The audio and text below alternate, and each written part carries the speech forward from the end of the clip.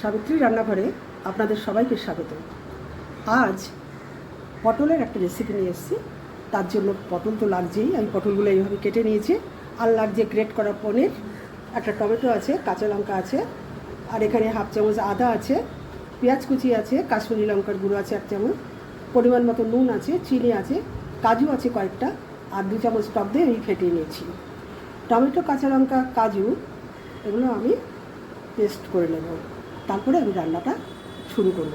আর এখানে পেঁয়াজ আছে, মিডিয়াম সাইজের 2টো পেঁয়াজ আমি কুচিয়ে নিয়েছি।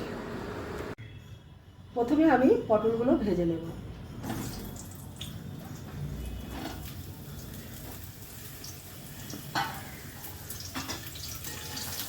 পটলগুলো আমি হালকা ভাজবো, বেশি কড়া করে ভাজবো না।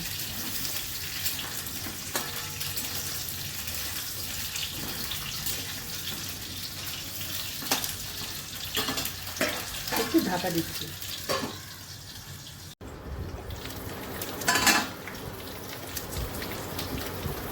এই পর্যায়ে পটলগুলো আমি তুলে নিচ্ছি।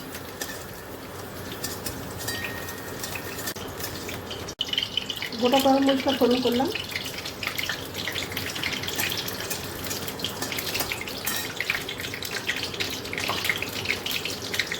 এবার আমি পেঁয়াজ কুচিগুলো দিলাম।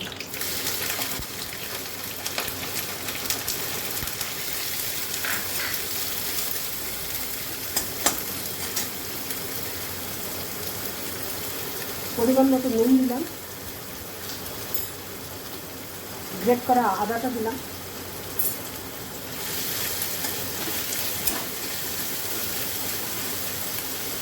এবার একটু ঢেকে দেবো, এগুলো একটু ভাজা হবে। এবার আমি কাজু বাদাম, টমেটো, কাঁচা লঙ্কা বাটাটা দিয়ে দিচ্ছি।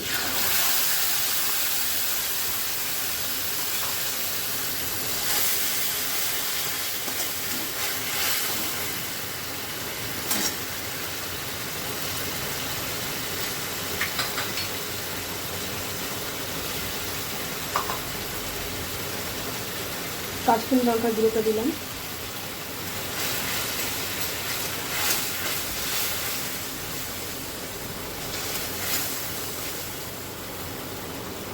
এবার মশলাটা কষা হবে।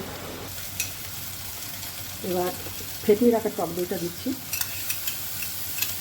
এখানে 2 চামচ টক দই আছে।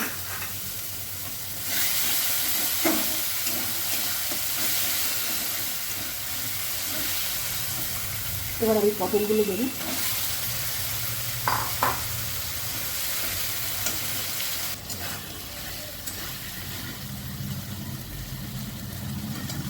এবার আমি গ্রেট করা পনিরগুলো দেবো। পনিরটা ভালো করে মিশিয়ে দেবো।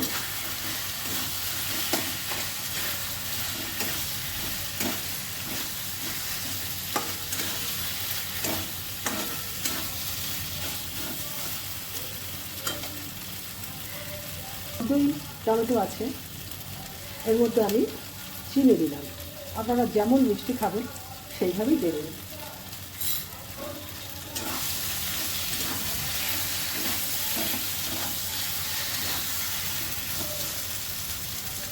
এবার আমি জল দেব।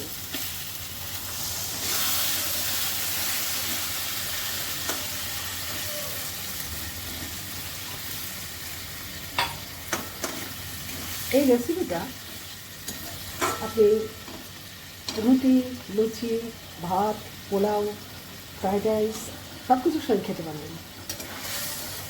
রান্নাটা ট্রাই করবেন, দেখবেন ভালো লাগবে। এবার আমি একটু ঢাকা দেব।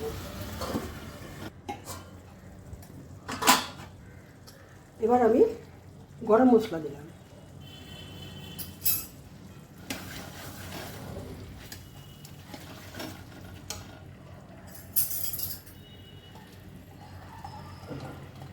এক চামচ ঘি দিলাম,